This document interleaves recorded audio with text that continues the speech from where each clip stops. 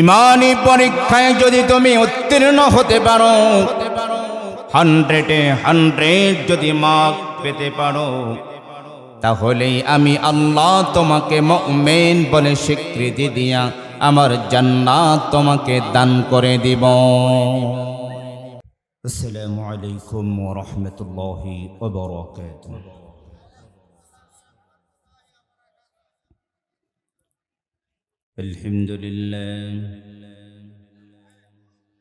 الحمد لله نحمده ونستعينه ونستغفره ونؤمن به ونتوكل عليه ونعوذ بالله من شرور أنفسنا ومن سيئات أعمالنا من يهده الله فلا مضل له ومن يضلل فلن تجد له وليا مرشدا ونشهد أن لا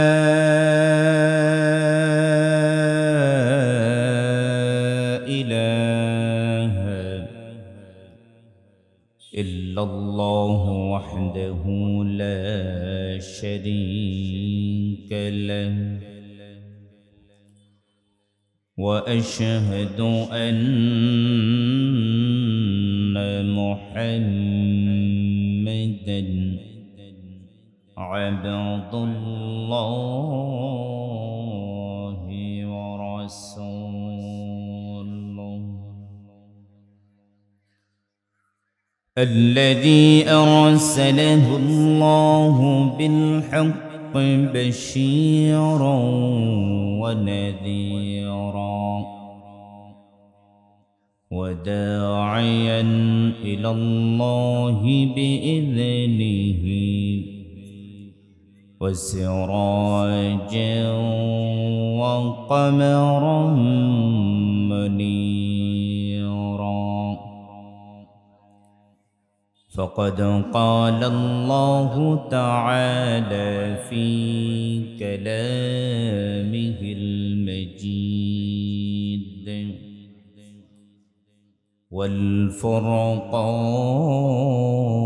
والفرقان الحميد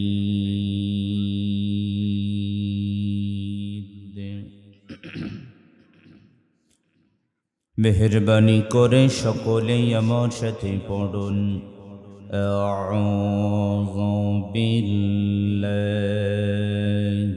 মিনাশ শাইতানির রাজীম বিসমিল্লাহির রাহমানির রাহিম ولنبلونكم بشيء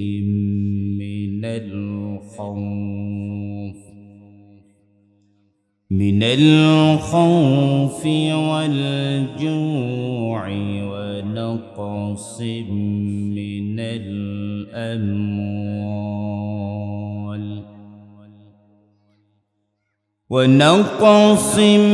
من الأموال والأنفس والثمرات وبشر الصابرين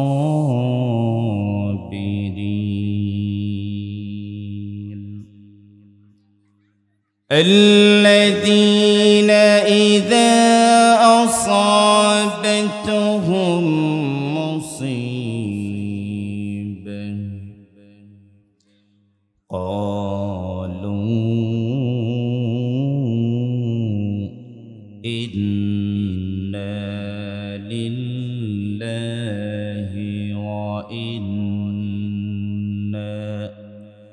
وإنا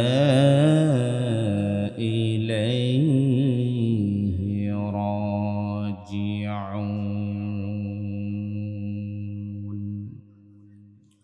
شكل درود إبراهيم پٹھ اللهم صل على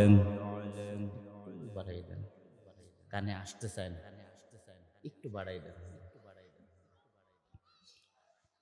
كما صليت على إبراهيم وعلى آل إبراهيم إنك حميد مجيد اللهم بارك على محمد وعلى آل محمد كما باركت على إبراهيم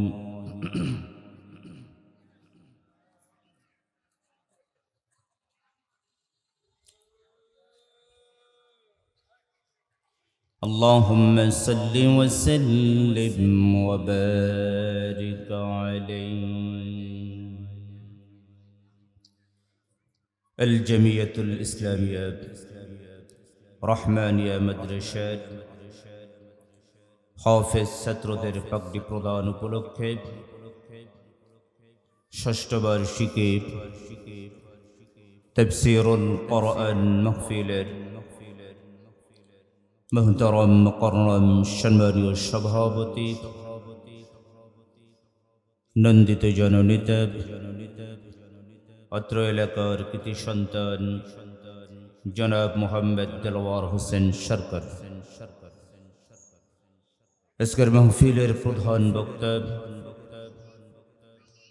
বিশিষ্ট ইসলামী চিন্তাবিদ মুফাসসির কোরআন হাফিজ মৌলানা ইব্রাহিম লক্ষ্মীপুরী সাহেব। হাফিজ ছাত্রদের দোয়া ও পাগড়ি প্রদান করবেন হযরত মৌলানা মুফতি আমিনুল্লাহ কাসিমি দামাত বরকাতুহুমুল আলিয়া। আল্লাহ সকলকে কবুল করুন। এতক্ষণ পর্যন্ত যারা এই মঞ্চে কথা বলেছেন, আল্লাহ সকলের কথাগুলো আমাদেরকে আমল করার তৌফিক দান করুন। হযরত উলামায়ে কিরাম, মুরাব্বিয়ানে ইযাম,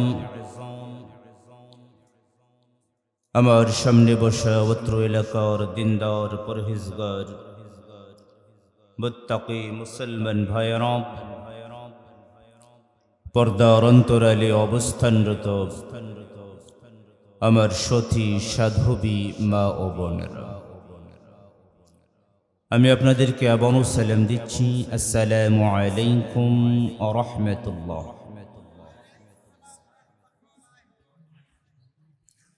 আল্লাহ রব্বুল আলামিনের দরবারে হাজারো কোটি শুকরিয়া আদায় করি যে মহান মালিক আমাদেরকে কোরআনের ময়দান তথা জান্নাতের বাগানে আমাদেরকে বসে বসে কোরআনের কথা শোনার মতো সুযোগ করে দিলেন, সুস্থতা দিলেন, ধৈর্য শক্তি দান করলেন। এজন্য আমরা আমাদের মালিকের শুকরিয়া আদায়ার্থে সকলে জোরে জোরে পড়ে নেই আলহামদুলিল্লাহ। আরো একটু জোরে আলহামদুলিল্লাহ। দাঁড়ানো ভাইয়েরা যদি বসতেন ভালো হতো। আপনাদের জন্য বসার চমৎকার ব্যবস্থা করা হয়েছে, আপনারা যদি দাঁড়িয়ে থাকেন দেখতে খারাপ লাগে। মেহেরবানি করে বসুন, সকলে বসুন। সম্মানিত উপস্থিতি, আমরা কোরআন শুনতে এসেছি, ঠিক নয় কি? কোরআনটা কার বাণী? জোরে বলুন, আর একটু জোরে। কষ্ট হচ্ছে আপনাদের? কোরআন কার বাণী? কোনো সন্দেহ আছে? আল্লাহ বলছেন ওমা তানাজ্জালাত বিহি শায়াতিন। আল্লাহ রাব্বুল আলামিন বলেন, এই কোরআন তোমাদের কাছে শয়তান নাজিল করে নাই। ওয়ামা ইয়ানবাগি লাহুম ওয়ামা ইস্তাতিউন। আর শয়তানের পক্ষে কোরআনুল কারীম রচনা করাও সম্ভব নয়। কোরআনের ভিতরে যা আছে সবটাই কার কথা? জোরে বলুন, আল কোরআনু কালামুল্লাহ গায়রু মাখলুক। কোরআন হলো আল্লাহর কথা, আল্লাহর বাণী, আল্লাহর মেসেজ। এর ভিতরে মানুষের বানানো একটা কথাও নেই। যা আছে পুরাটা কার? জোরে বলুন, আমরা কার? জমিন কার? আকাশ কার? পাহাড় কার? রাস্তা কার? গোটা সৃষ্টি জগৎ কার? তাহলে এই জমিনের ভিতরে আইন চলবে কার? নাকি মানুষের বানানো, দাদার বানানো? কথা কয় না। বাবার বানানো, স্বামীর বানানো, দলের বানানো, নেতার বানানো, মন্ত্রীর বানানো? জমিন যার, আইন চলবে। মানুষের কোনো আইন আমরা মানি? আমরা মানতে বাধ্য। আমরা মানুষ, আমরা কোরআন মানতে বাধ্য, ঠিক কিনা?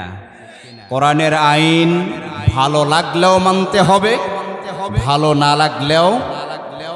কোরআনের বিধানগুলো নিজের পক্ষে থাকলেও মানতে হবে, বিপক্ষে গেলেও। নাকি অন্য কিছু? যেখানে সুবিধা সেখানে আমরা আছি, যেখানে অসুবিধা সেখানে আমরা নেই, ঠিক না? সুবিধা হলেও মানতে হবে, অসুবিধা হলেও মানতে। এর বাহিরে কোনো মুসলমান চলতে পারে? চলতে পারে। তবে কোরআন মানতে গেলে মানুষের কটু কথা, মানুষের গালিগালাজ, পুলিশের লাঠির বাড়ি, জেল, জুলুম, জরিমানা, দেশ ত্যাগ, ফাঁসির রশিতে ঝোলা, এগুলো দরকার হতে পারে কি না? যত সমস্যা হোক আমরা কোরআনের পক্ষেই থাকবো, রাজি আছি। কারা কারা রাজি? দুহাত তুলে আল্লাহকে দেখাই দেই। আল্লাহ কবুল করুন। আরো জোরে বলুন আমিন। এই কোরআনুল কারীম থেকে আমি সূরা আল বাকারা এর 155 এবং 156 দুটো আয়াত আল কারীমা তেলাওয়াত করেছি। সংক্ষিপ্ত সময় এই আয়াতের উপরে কিছু কথা বলবো। ওয়ামা তৌফিকি ইল্লা বিল্লাহ সুবহানাকা লা ইলমা লানা ইল্লা মা আল্লামতানা আলাইহি তাওয়াক্কালতু ওয়া ইলাইহি উনীব। জোরে বলুন আমিন। আল্লাহ রাব্বুল আলামিন বলেন, ওয়ালানাবলুওয়ান্নাকুম, আমি আল্লাহ তোমাদেরকে পরীক্ষা করব। এই পৃথিবীর ভিতরে যত নবী রাসূলদেরকে আল্লাহ পাঠিয়েছিলেন সবাইকে আল্লাহ পরীক্ষা করেছেন। আল্লাহ বলছেন, আহাসিবান নাস আইয়ুতরাকু আইয়াকুলু আমান্না ওয়া হুম লা ইফতানুন। আল্লাহ বলেন, তোমরা শুধুমাত্র মুখে বলবে আমি ঈমানদার, আমি মুসলমান, এটা বললেই হবে না। আমি আল্লাহ তোমাদেরকে পরীক্ষা করে দেখব তুমি ঈমানের উপরে কতটা অবিচল আছো। ঈমানী পরীক্ষায় যদি তুমি উত্তীর্ণ হতে পারো, 100-এ 100 যদি মার্ক পেতে পারো, তাহলেই আমি আল্লাহ তোমাকে মুমিন বলে স্বীকৃতি দিয়া আমার জান্নাত তোমাকে দান করে দিব। পৃথিবীর ভিতরে এমন কোন নবী নাই যে নবী পরীক্ষার সম্মুখীন হন নাই। পরীক্ষা না দিলে উপরের ক্লাসে ওঠা যায় না। আল্লাহ রাব্বুল আলামিন আমাদের ঈমানের পরীক্ষা নেবেন। ঈমানি পরীক্ষা নিতে গিয়ে আল্লাহ রাব্বুল আলামিন কিছু বিষয় নির্ধারণ করলেন। আল্লাহ বলেন, ওয়ালানাবলুওয়ান্নাকুম বিশাইইম মিনাল খাউফ। আল্লাহ রাব্বুল আলামিন বলেন, আমার পরীক্ষার ভিতরে এক নাম্বার পরীক্ষা হলো ভয়। এক নাম্বার পরীক্ষা কি? জোরে বলুন। এক নাম্বার পরীক্ষা হলো ভয়। দুই নাম্বার পরীক্ষা হলো ওয়াল জু মানে হলো ক্ষুধা। এটা কয় নাম্বার? তিন নম্বরে পরীক্ষা হলো ওয়ানাকসিম মিনাল আমওয়াল। তোমাদের সম্পদের ক্ষতি হবে। কয় নাম্বার? চার নম্বরে হলো ওয়াল আনফুস। চার নম্বরে হলো তোমার জীবন বিলিয়ে দেয়া লাগতে পারে। পাঁচ নম্বরে হলো ওয়াসসামারাত। তোমার ফল মূলের ক্ষতি হবে, ক্ষেত খামারের ক্ষতি হতে পারে। আল্লাহ বলেন, আমি তোমাকে ভয় দিয়া পরীক্ষা করব, ক্ষুধা দিয়া পরীক্ষা করব, তোমার সম্পদের ক্ষতি দিয়া পরীক্ষা করব, তোমার জীবন বিলিয়ে দেওয়া গিয়া আমি আল্লাহ পরীক্ষা করব, এবং তোমার ক্ষেত খামারের ক্ষতি দিয়া আমি আল্লাহ তোমাকে পরীক্ষা নিব। ওয়াবাশশিরাস সাবিরিন। যত পরীক্ষা আসুক না কেন, যত বিপদ আসুক না কেন, যত মুসিবত আসুক না কেন, আল্লাহ রাব্বুল আলামিন বলেন, পরীক্ষার ভিতরে পড়ে, বিপদের মধ্যে পড়ে যারা ধৈর্য ধারণ করবে, সবর ইখতিয়ার করবে, আল্লাহর উপরে ভরসা করে চলবে, আল্লাহ রাব্বুল আলামিন বলেন, নবী, ওই সমস্ত মানুষদেরকে আপনি আমার জান্নাতের সুসংবাদ দিয়ে দেন। পরীক্ষায় পাশ করা দরকার আছে না নাই? জোরে বলুন, আছে না নাই? আল্লাহ রাব্বুল আলামিন অন্যত্র বলেন, وَلَنَبْلُوَنَّكُمْ حَتَّى نَعْلَمَ الْمُجَاهِدِينَ مِنكُمْ وَالصَّابِرِينَ وَنَبْلُوَ أَخْبَارَكُمْ। আল্লাহ রাব্বুল আলামিন বলেন, আমি আল্লাহ তোমাদেরকে অবশ্যই পরীক্ষা করে দেখব, তোমরা কারা জিহাদকারী এবং কারা তোমরা ধৈর্যশীল। সুবহানাল্লাহ বলেন। তোমরা কারা জিহাদের ময়দানে গিয়ে ধৈর্যের পরীক্ষা দিয়েছ, তোমরা কারা ধৈর্য ধারণ করে আমি আল্লাহর পরীক্ষার সম্মুখীন হয়েছ, বিপদের মধ্যে পড়ে গিয়ে ধৈর্য ধরেছ, আমি আল্লাহর উপরে ভরসা করেছ, মুসিবতের মধ্যে পড়েছ, আমি আল্লাহর উপরে ভরসা করেছ। তোমরা ইসলামের কথা বলতে গিয়ে পুলিশের লাঠির বাড়ি খেয়েছ, ধৈর্য হারা হও নাই। জেলের মধ্যে গিয়েছ, ধৈর্য হারা হও নাই। ফাঁসির রশিতে তোমাদের দলের নেতারা ঝুলেছে, তোমরা ধৈর্য হারা হও নাই, তোমরা ধৈর্য ধারণ করেছ। আমি আল্লাহ ঘোষণা করে দিলাম, তোমাদের বিজয় তোমাদের একদিন আমি আল্লাহ দান করবই।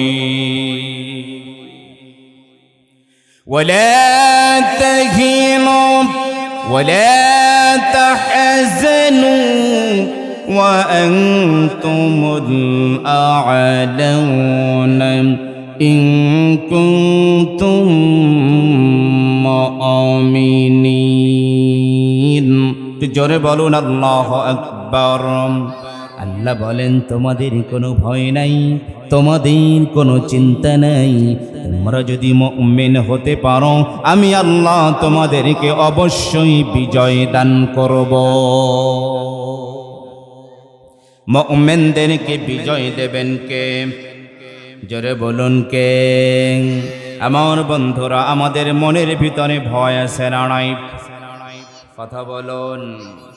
কারো ক্ষমতা হারানোর ভয়, ধন সম্পত্তি হারানোর ভয়, চাকরি যাওয়ার ভয়, চুরি হওয়ার ভয়, ডাকাতি হওয়ার ভয়, ক্ষমতা চলে যাওয়ার ভয়, শয়তানের ভয়, মানুষের ভয়।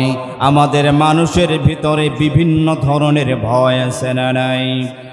আল্লাহ বলেন এই ভয়গুলো কোনো কাজের ভয় নয়। তোমাদের ভয় হবে কেবলমাত্র আমি রব্বুল আলামিনের ভয়। আমি আল্লাহ ছাড়া পৃথিবীর কারো ভয় তোমাদের অন্তরের মধ্যে থাকতে পারবে? কথা বলুন, পারবে? তাই তো আমরা দেখতে পাই যারা কোরআনের কথা বলে, যারা কোরআনের আন্দোলন করে, যারা কোরআনটাকে সংসদে পৌঁছাতে চায়, এরা পৃথিবীর কাউকে ভয় পায় নাই। কোন পুলিশের বাড়ি তাদেরকে থামিয়ে রাখতে পারে নাই, কোন জেল জুলুম তাদেরকে থামিয়ে রাখতে পারে নাই। তারা ইসলামের পথে চলতেছে, চলতেই থাকবে। আল্লাহ রাব্বুল আলামিন বলেন মুমিনেরা যদি আমি আল্লাহকে ভয় করে জীবন ধারণ করে, আমি আল্লাহর কোরআন নিয়ে যদি সামনের দিকে এগিয়ে চলতে থাকে, ওই মুমিনকে দামিয়ে রাখা যাবে না। হয়তো বাপ তুমি ভয় দেখাতে পারবে, হত্যার হুমকি দিতে পারবে, জেলে ভরে রাখার হুমকি দিতে পারবে, ফাঁসিতে ঝুলিয়ে মারতে পারবে, জীবনটাকে তুমি কেড়ে নিতে পারবে। যদি মুমিন আমি আল্লাহকে ভয় করে জীবন গঠন করে, আমি আল্লাহ রাব্বুল আলামিন মুমিনদেরকে বিজয় দান করব। এর নজির আমাদের দেশে আছে না নাই? আরো জোরে বলুন, আছে না নাই? বিগত 16-17টা বছর আলেমদের উপরে যে নির্যাতন, যে নিষ্পেষণ, যে জুলুম, যে অত্যাচার তারা চালিয়েছিল, আল্লাহ রাব্বুল আলামিন তাদেরকে খতম করে দেওয়ার জন্য কোন রাঘব বোয়ালদের প্রয়োজন হয় নাই, কোন বড় দলের প্রয়োজন হয় নাই, বড় নেতার প্রয়োজন হয় নাই। ছোট ছোট ছাত্রদের মাধ্যমে বাংলার জমিন থেকে তাদেরকে বিদায় করে দিয়েছে। ঠিক না বেঠিক? কারণ তাদের অন্তরের ভিতরে কেবলমাত্র ভয় ছিল কার? জোরে বলুন, কার? যাদের হৃদয় আছে আল্লাহর ভয়, তারা কভু পথ ভুলে যায় না। আল্লাহর প্রেম ছাড়া এই দুনিয়ায় কারো কাছে কোনো কিছু চায় না। রাতের আধারে যারা সিজদাতে রয়, দু চোখের স্রোতে নদী যেন বয়, ছলনার হাত ছানি যত আসুক, ক্ষমতার হাত ছানি যত আসুক, পিছনে ফিরেও সে তাকায় না। সবাই, যাদের হৃদয় আছে আল্লাহর ভয়, তারা কভু পথ ভুলে যায় না। আল্লাহর প্রেম ছাড়া এই দুনিয়ায় কারো কাছে কোনো কিছু চায় না, কারো কাছে কোনো কিছু চায় না। মারহাবা বলেন। যাদের অন্তরের মধ্যে আল্লাহর ভয় রয়েছে, তাদের সমস্ত বিপদ থেকে ওই আল্লাহ রক্ষা করেন, ঠিক কিনা? জোরে বলুন ঠিক কিনা? আবু জাহেলের গোষ্ঠীরা বিশ্বনবী মুহাম্মদুর রাসূলুল্লাহ সাল্লাল্লাহু আলাইহি ওয়াসাল্লামকে দুনিয়া থেকে শেষ করে দেওয়ার জন্য কত পরিকল্পনা করলো, কত চেষ্টা করলো, কত সাধনা করলো, কত পথ অবলম্বন করলো। আবু জাহেলের কোনো চেষ্টা কাজে লাগে নাই, কোনো কাজে লাগে নাই। আল্লাহ রাব্বুল আলামিন বিশ্ব নবীকেই বিজয় দিয়েছেন, ঠিক না বেঠিক? বর্তমান সমাজেও আবু জাহেলের উত্তরসূরি কিছু নাতিপুতি আছে যারা কোরআনের বিরুদ্ধে চলে, কোরআনের আন্দোলনের বিরুদ্ধে চলে, আলেমদের বিরুদ্ধে চলে, আলেমদেরকে টিটকারি করে, নবীর দাড়ি নিয়ে, টুপি নিয়ে, তসবিহ নিয়ে, জুব্বা নিয়ে ঠাট্টা বিদ্রূপ করে।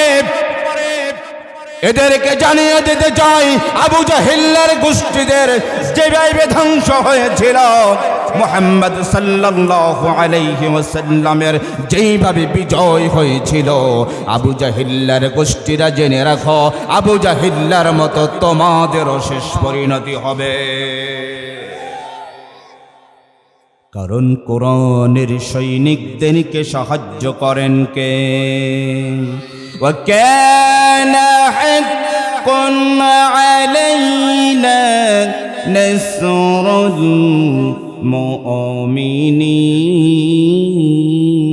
المؤمنين। আল্লাহ রাব্বুল আলামিন বলেন, মুমিন বিপদে পড়বে যেখানে, আমি আল্লাহর সাহায্য চলে যাবে সেখানে। জোরে বলেন না সুবহানাল্লাহ। আল্লাহ মানুষের কাছে না দূরে, কাছে না দূরে।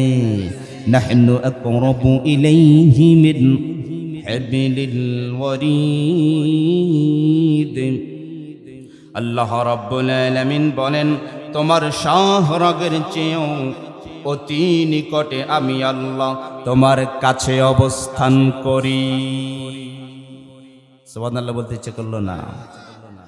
আপনি যেখানে, আল্লাহ আল্লাহ। মা ইয়াকুনু মিন নাজওয়া সালাসাতিন ইল্লা হুয়া রাবিউহুম ওয়ালা খামসাতিন إلا هو سادسهم ولا أدنى من ذلك ولا أكثر إلا هو معهم أينما كانوا। تجري بلون الله أكبر।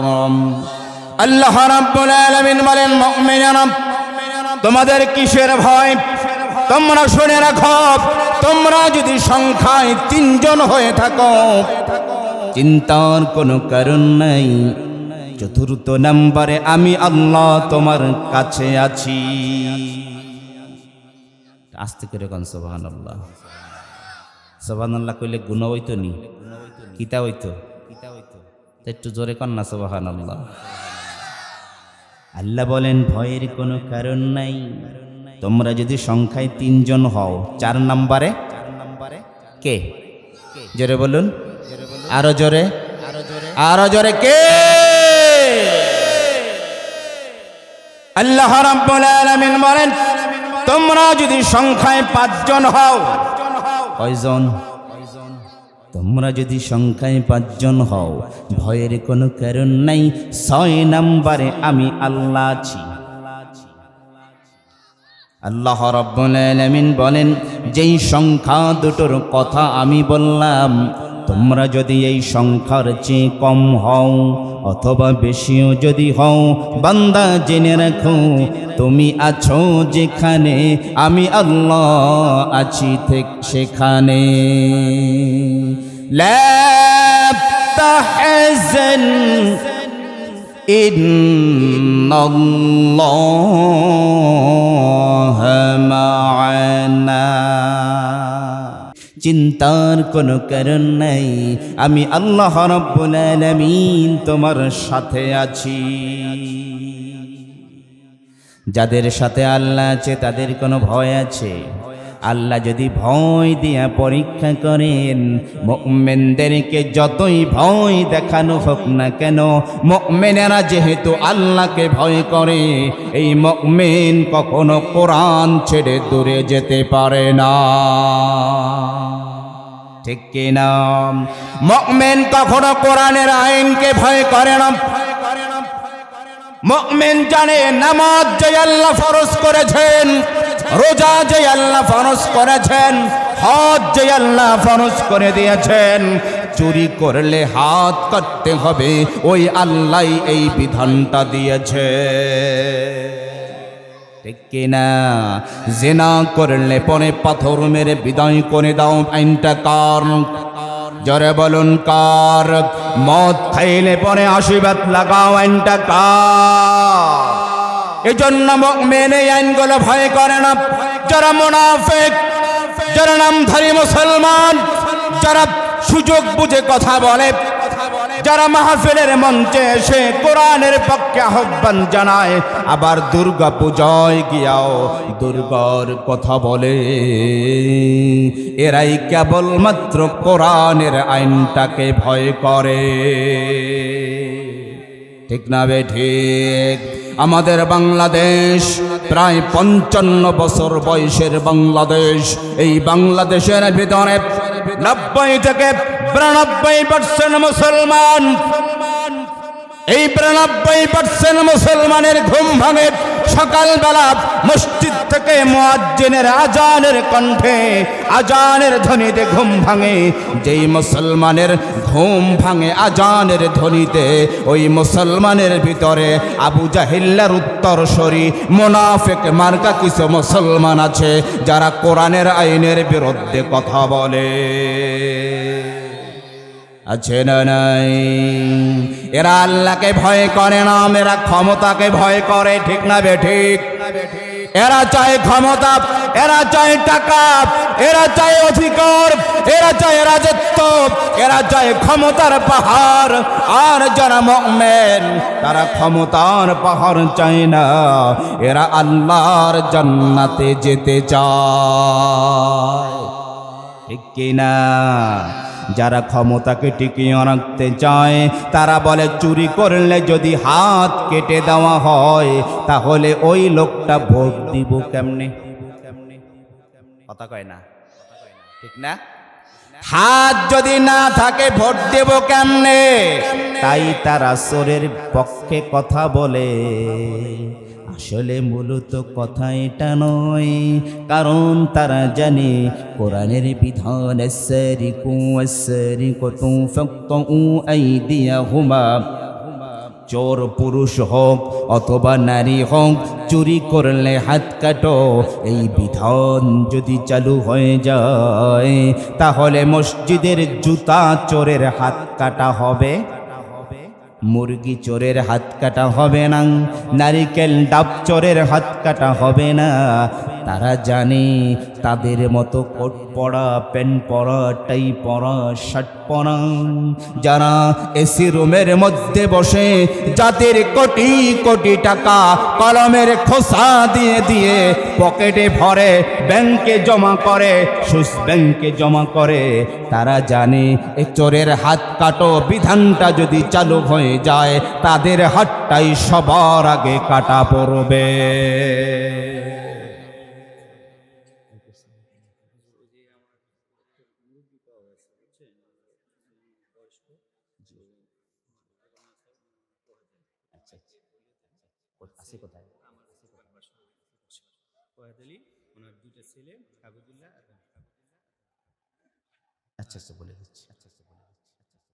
না না, ভয় নাই আপনাদের, উনি তেমন কিছু বলে না। একজন মুরব্বীকে পাওয়া গেছে। আপনারা ভয় পেয়ে গেছিলেন নাকি? আরে ভয়ের যুগ আছে না, কথা কয় না। 16 বছরে কিছু হইল না, কথা কয় না।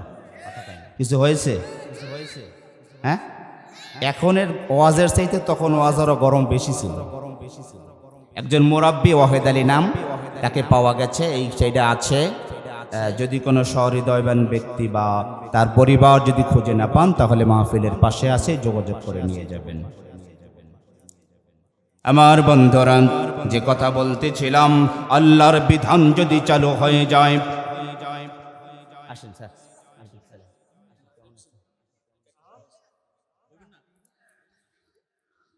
আজকের মাহফিলের মুহতারাম সভাপতি জনাব মোহাম্মদ দেলোয়ার হোসেন সরকার, তিনি মঞ্চে উপস্থিত হয়েছেন। আমরা তাকে আহলান সাহলান মারহাবা জানাই। আল্লাহ তাকে কবুল করুন। জোরে বলুন আমিন। আমার বন্ধুরা, যে কথা বলতেছিলাম,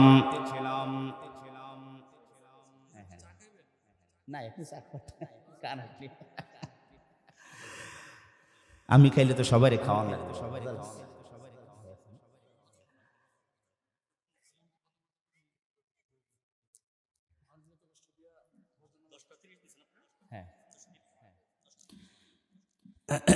এই তো 35 না, যে কর্মীর কথা কবি না কর্মীর বাড়বে, ঠিক না? আস্তাগফিরুল্লাহ রাব্বি মিন কুল্লি যামবি ওয়া আতুবু ইলাইহি লা হাওলা ওয়া লা কুওয়াতা ইল্লা বিল্লাহিল আলিয়্যিল আযীম। দাঁড়ানো ভাইয়েরা, মেহেরবানি করে বসুন। আপনাদের কষ্ট হচ্ছে, বসুন। মেহেরবানি করে বসুন। আর আশেপাশের মসজিদের ইমাম সাহেবেরা যারা আছেন, বিভিন্ন মাদ্রাসার উস্তাদ বৃন্দ যারা আছেন, আমি আপনাদেরকে অনুরোধ করব, আপনারা মাঠে ঘাটে না থেকে মঞ্চে চলে আসুন। সম্মানিত উপস্থিতি, আমরা আলোচনায় ফিরে যাই। কি যেন বলতেছিলাম? হ্যাঁ, কোরআনের আইন। বড় বড় চোরেরা জানে যদি কোরআনের আইন চুরি করলে হাত কাটো এটা চালু হয়ে যায়, তাহলে তাদের হাতটাই সবার আগে কাটা পড়বে। জেনা করলে পরে হত্যা যদি চালু হয়ে যায়, তাহলে জেনাখোরেরা জানে তাদেরকে এই জমিনের মধ্যে কেউ টিকিয়ে রাখবে। মদখোরেরা যদি জানতে পারেন, মদখোরেরা যদি বুঝতে পারে কোরআনের বিধান যদি মদের বিচার চালু হয়ে যায়, তাহলে এই সমাজের ভিতরে কোনো মদখোর খুঁজে পাওয়া যাবে। তাই তারা আল্লাহর আইনের বিরুদ্ধে কথা বলে, কোরআনের বিরুদ্ধে কথা বলে, নবীর বিরুদ্ধে তারা কথা বলে, ইসলামের বিরুদ্ধে কথা বলে। কারণ তাদের অন্তরের ভিতরে আল্লাহর ভয় নাই, তাদের অন্তরের ভিতরে দুনিয়ার মোহ, দুনিয়ার ভালোবাসা ঢুকে গেছে। ঠিক না বে ঠিক? আমরা এমন একটা সমাজ চাই, এমন একটা সুন্দর পৃথিবী চাই, যেই পৃথিবীর মানুষের মধ্যে মানুষের ভয় থাকবে না। ভয় থাকবে কার? জোরে বলুন কার? সোনালি সেদিন কবে খুলবে দুয়ার, সোনালি সেদিন কবে খুলবে দুয়ার। ব্যথিত মানুষের চোখের পানি নীরবে নিভৃতে ঝরবে না আর। সোনালি সেদিন কবে খুলবে দুয়ার। ক্ষুধার লোকেরা খাবার পাবে, মজলুম অসহায় বিচার পাবে। বঞ্চিত ঘরহীন পাবে আশ্রয়, বুক থেকে নেমে যাবে কষ্টের ভার।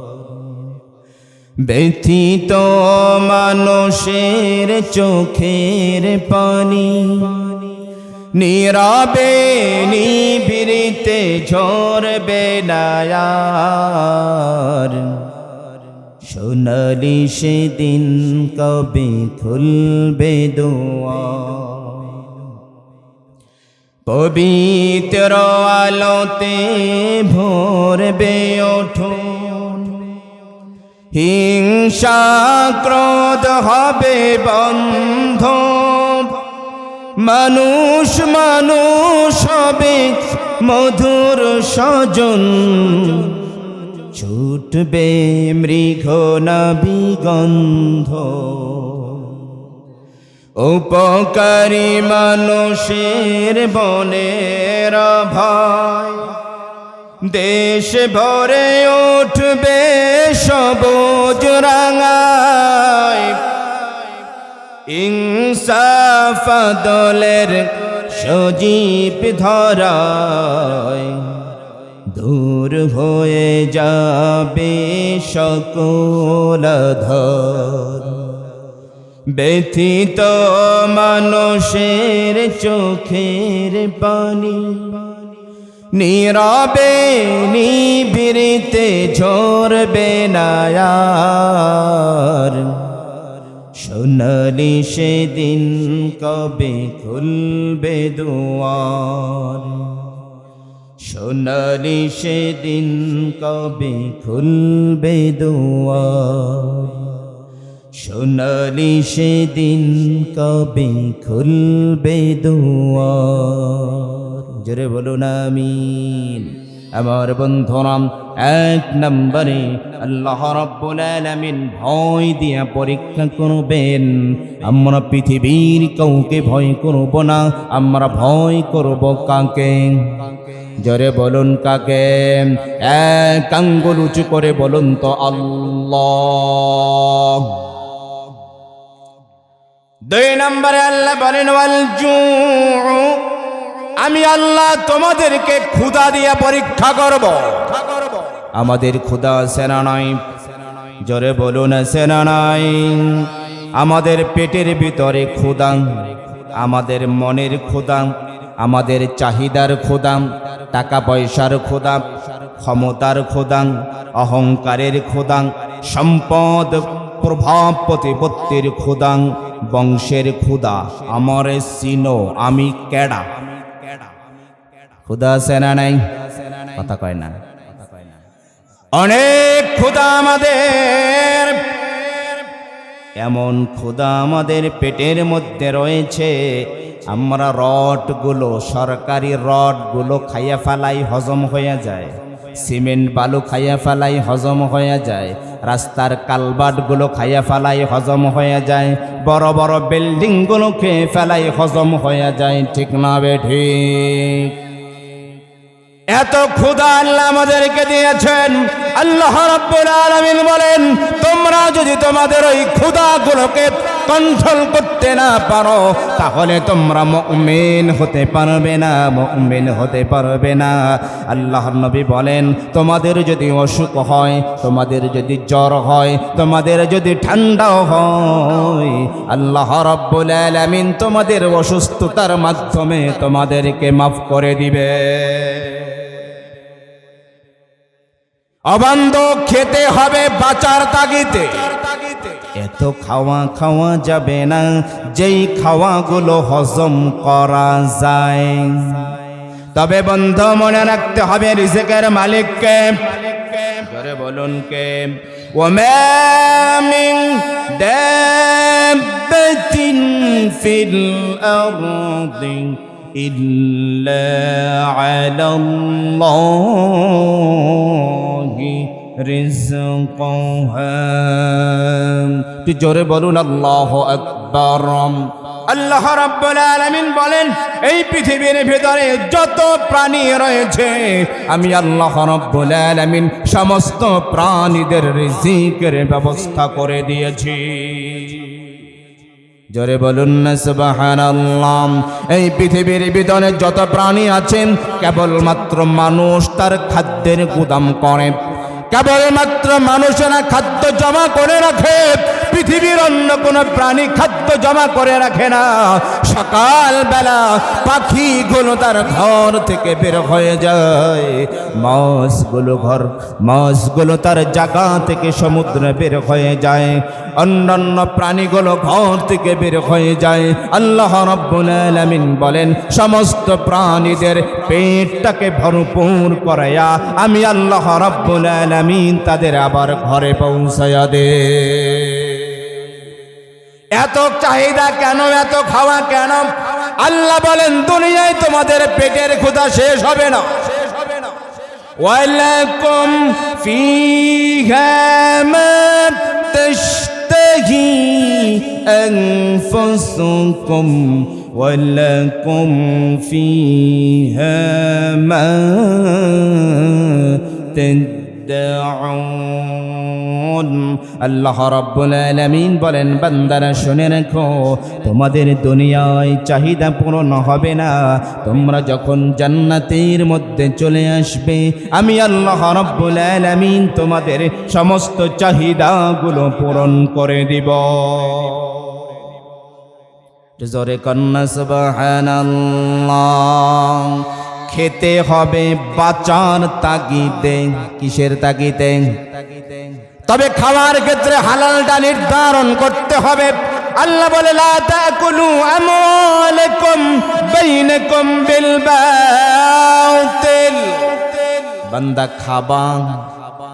বান্দা খাবা, তবে খবরদার অন্যায়ভাবে মানুষের টাকা খাবা। আমাদের মানুষেরটা খাওয়ার অভ্যাস আছে না নাই? জোরে বলুন, আছে না নাই?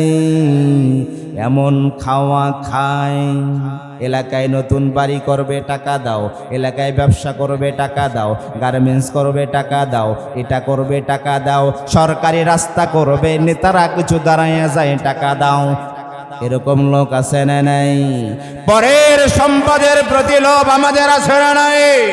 আল্লাহ বলেন, বান্দারা, পরের সম্পদের দিকে যদি লোভ করো, হারামটা যদি তুমি ভক্ষণ করো, জেনে রাখো আমি আল্লাহ ঘোষণা করে দিলাম, তোমরা যত আমল করো, হারাম খাওয়ার কারণে তোমাদের কোনো আমল কবুল হবে না। এমনকি হারাম খাওয়ার পরে তুমি যদি বাইতুল্লাহে গিয়া বাইতুল্লাহটাকে বুকের সঙ্গে জড়িয়ে ধরে আল্লাহর কাছে দোয়া করো, আল্লাহর নবী বলেন, হারাম খাওয়ার কারণে বাইতুল্লাহে গিয়া দোয়া করলেও সেই দোয়া কবুল হবে না। এই জন্য আল্লাহ বলেন, তোমাদের ক্ষুধা নিয়ে আমি পরীক্ষা করব, তোমাদের সামনে অসংখ্য খাবার আমি দিয়ে দেব।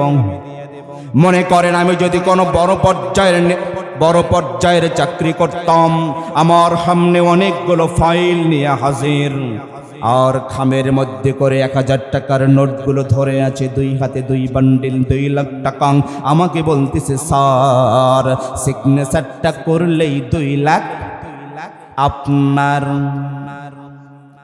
অবন্ধ, ওয়াজ করা যতটা সহজ, কাজে পরিণত করা ততটা।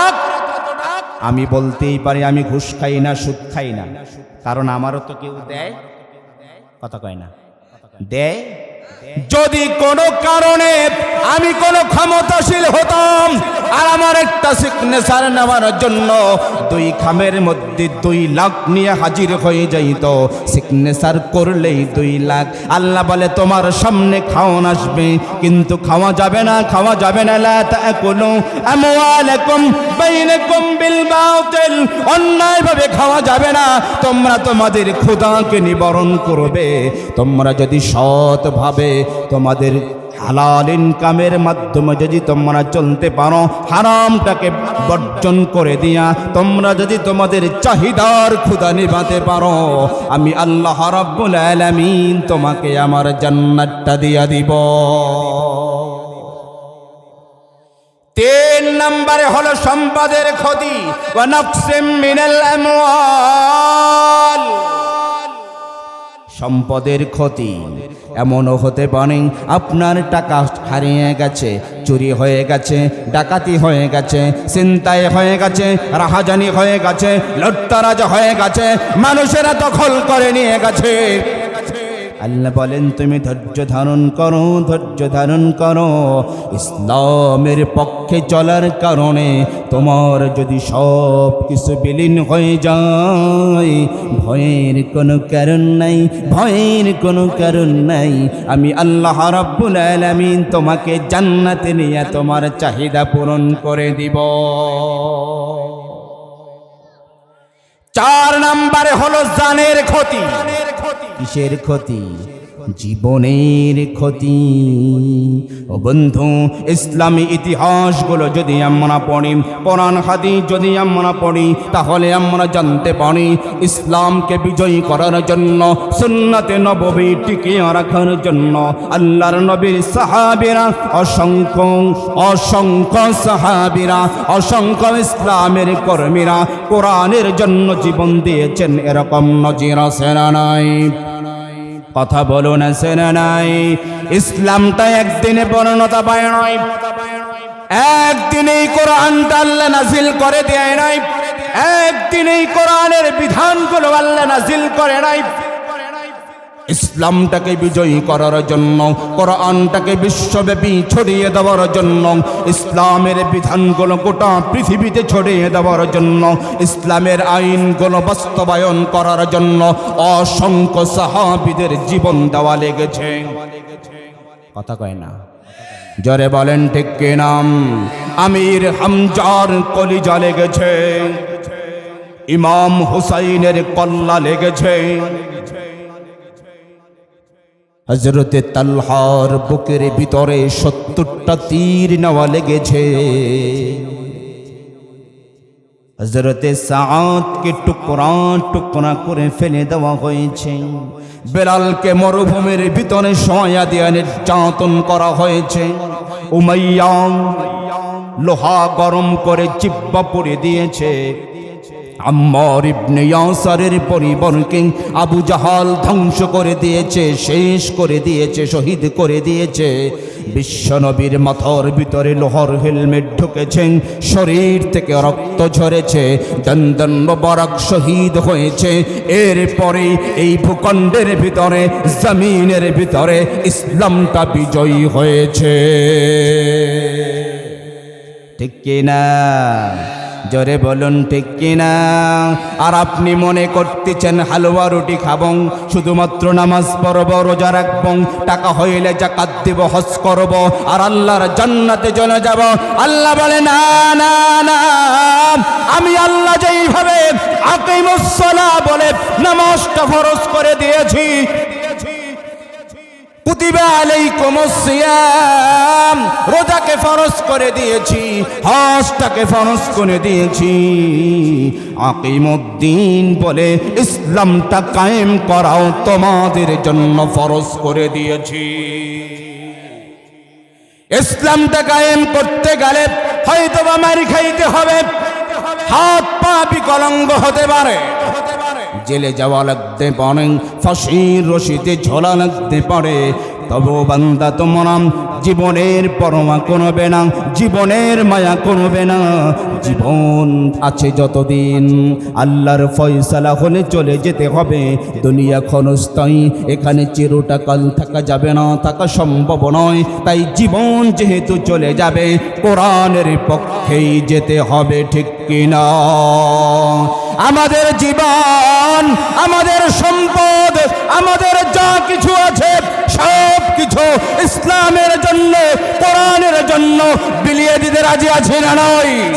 যারা রাজি দু হাত তুলে আল্লাহকে দেখাইয়ে দেয়। আল্লাহ কবুল করুন।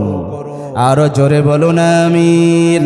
আল্লাহ বলেন তোমাদের জীবন দিয়ে আমি আল্লাহ তোমাদেরকে পরীক্ষা করব। তোমরা দুনিয়াকে ভয় করে, দুনিয়াকে লোভ করে, দুনিয়াকে ভালোবেসে তোমরা কোরআনের পক্ষে থাকো না বিপক্ষে চলে যাও, এটা আমি আল্লাহ তোমাদেরকে পরীক্ষা করে দেখব। আহাসিবান নাস أن يتركوا أن يقولوا آمنا وهم لا ইফতানুন। জোরে বলুন আল্লাহু আকবার। আল্লাহ রাব্বুল আলামিন বলেন, শুধুমাত্র মুখে তুমি আল্লাহ আল্লাহ করবে,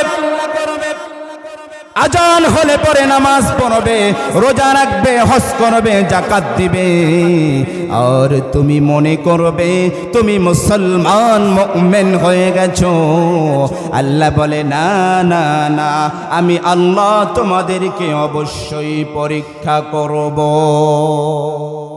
পরীক্ষা করবেন কে? জোরে বলুন কে?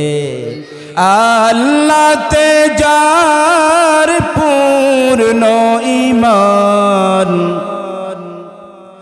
কোথা সে মুসলমান,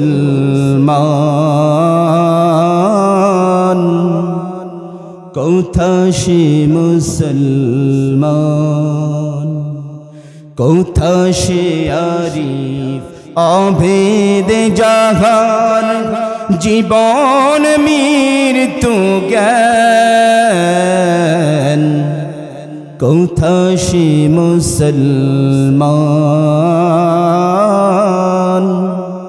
কোথা সে মুসলমান। যার মুখে শুনি তাওহীদের কালাম, ভয়ে মৃত্যু করি তো সালাম।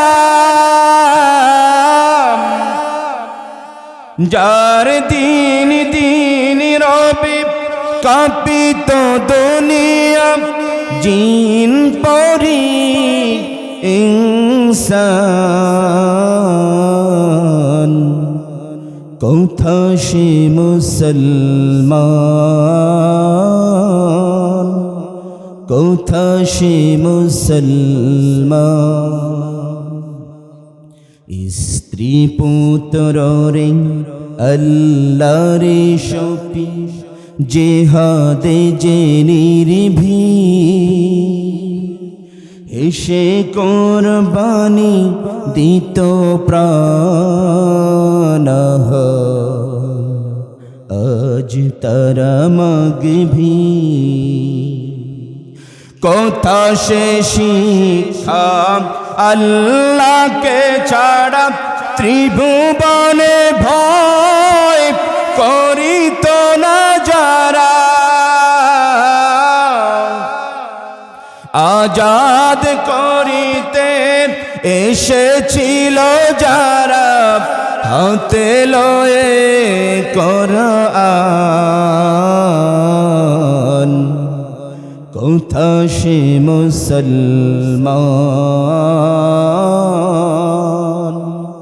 কোথা সে মুসলমান।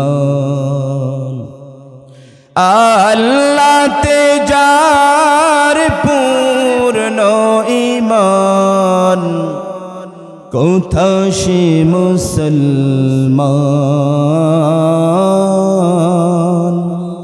কোথা সে মুসলমান, কোথা সে মুসলমান, কোথা সে মুসলমান। মারহাবা বলেন। সেই মুসলমানের বড় অভাব, যেই মুসলমান তার সব কিছু আল্লাহকে বিলিয়ে দিতে পারেন। এরপরে আল্লাহ বলে, ওয়াসসামারাত, ফল মূলের ক্ষতি হতে পারে। তুমি ধানের চাষ করেছ, গমের চাষ করেছ, সুন্দর সুন্দর ক্ষেত বানিয়েছ, তোমার শত্রুপক্ষ ইসলামের বিরুদ্ধে বেশে তুমি ইসলামী দল করো বলে, কোরআনের পক্ষে কথা বলো বলে, তোমাদের ক্ষেতগুলো ধ্বংস করে দিতে পারে, জমি জমা দখল করে নিতে পারে, তোমার সব কিছু নিতে পারে। ও বান্দা, ধৈর্য হারা হওয়া যাবে না, আমি আল্লাহর উপরে ভরসা করবে। আমি আল্লাহর পথেই থাকবে।